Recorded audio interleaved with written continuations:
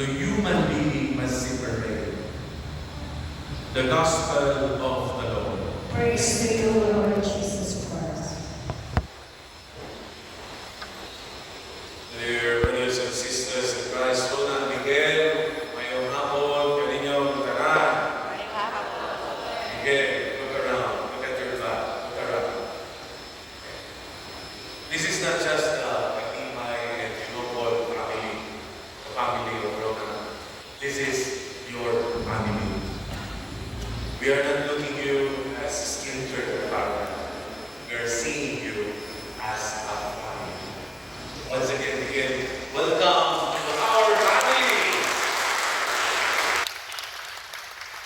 There are many things that we have in common, Mexican and in the Philippines. Religiously speaking, the Misa Aguinaldo has a Mexican origin, our religiosity and connectivity. And we have, even in the way we celebrate marriage. And for this, my dear brothers and sisters in Christ, I will invite you to reflect only one of the many questions I will ask the two of you. And everybody will listen to this question of exchange of vows and exchange of promises. I will only mention one question, and this question is this. Did you come here, Rona and Miguel, did you come here of your own free will to bind yourself forever in the love and service of your husband, for Rona, and of your wife, for Miguel? We ask these two questions. What is this love that we are talking here? And what is this service in the context of marital relationship? First, the love that we are talking here and reflecting and celebrating, the love that you are going to share with each other in the context of marital relationship is a sacrificial love. Sacrificial love. It means you have to say this, I love you totally and completely.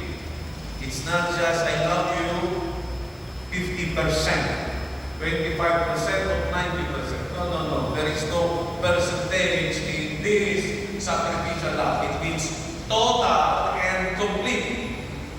And this is a love that is given and shared and received 24/7. That means every day and forever. It's not I love you only in the morning but not in the evening. Or I love you in the evening but not in the morning. No. This love is 24/7. If you look at this cross, and that's the reason that we are here in this church, our Lord Jesus Christ showed us what the sacrificial love is. He gave us His body and blood.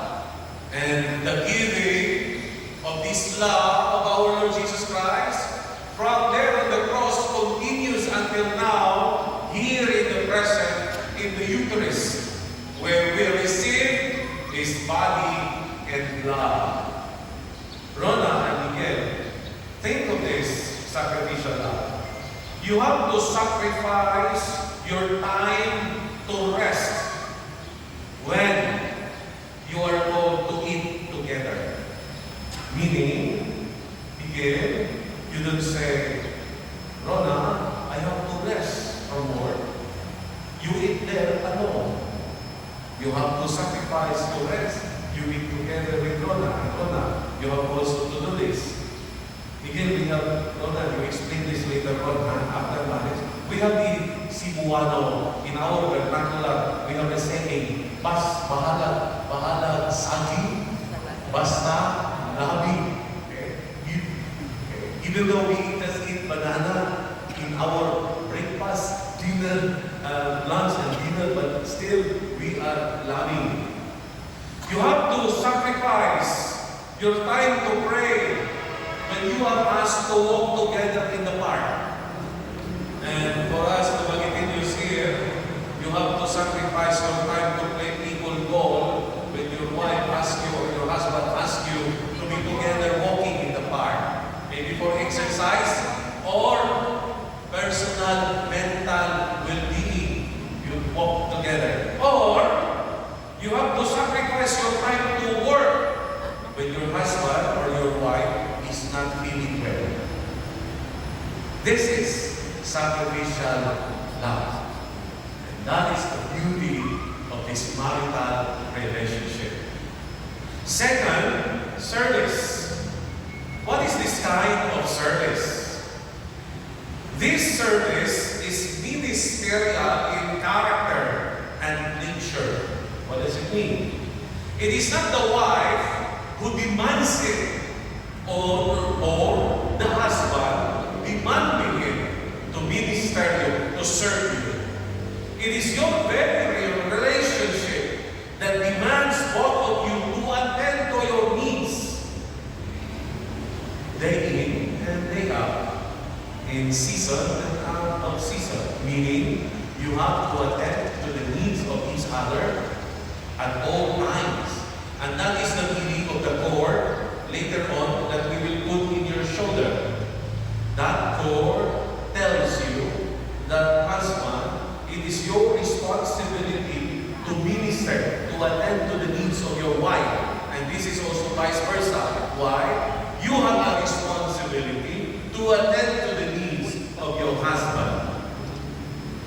As you minister each other, not only to become good husband or good wife, you have to serve or minister each other to become holy wife and holy husband. And that is why you have to nurture these three things: your faith, your hope, and your love. Nurture your faith. Pray at all times, because God is your refuge. God is your center. And God is your foundation in your marital relationship. The moment you lost God, you lost your refuge. You lost your center. You lost your foundation. That's the time your relationship will fall and crumble. It is because you lost God in your relationship. That's why, please, nurture your relationship. Pray at all times. Not because you have a problem that you have to pray to the Lord, especially if you have so many blessings in your life. Second, nurture your hope amidst troubles and problems. And that's the beauty of celebrating marriage in this particular time. Because in the church, in the Catholic Church, we are in the season of Easter. Easter. That's why we have this candle here. After the Ascension Sunday, we will remove this candle. We only bless this candle once a year during the Easter Vigil. And now, in the season of Easter, we are told that yes, even though we are living in a life where we are facing problems and troubles, don't worry, we have the light of Christ. And that is the symbol of those two candles there in front of you. Later on, those two candles will be lighted. And as we light that candles, the symbolism of that is we are praying that Christ will be the light of your life. So, troubles and problems, don't worry, Christ is with you. The light of Christ continues to shine, to guide you, that you will overcome the troubles and problems in your life. And lastly, nurture your love. Even though there are times that you will be in misunderstanding and disagreement. Though you are fighting, fight lovingly. I experienced giving a counseling to couples, and they are fighting. And what was very amazing to me, when they were fighting, they hold their hands together, and they were fighting. Nindot kayo, it's a very beautiful sight. They raise their voice, They shove each other, but they always hold their hands. And after their disagreement, they hug each other and seal it with a kiss. This is a very important one because later on you will be holding your hands. When you hold your hands, you will be praying to God that God will bless you to become one heart, one mind, and one soul. And starting today and forever, you have to hold your hands together. Even though you misunderstand each other, please hold your hands. Even though you are in disagreement, please hold your hands. Don't ever let go of that hand and fight each other. It's only Pacquiao and that Mexican who will be in the boxing. But the two of you, no boxing. This is the beauty that you are into. Nurture the love that you give to each other. Nurture the hope that you have, and nurture the faith. And dear brothers and sisters, let us pray to them, to Miguel and Rona, that as they enter into this beautiful relationship, God will bless them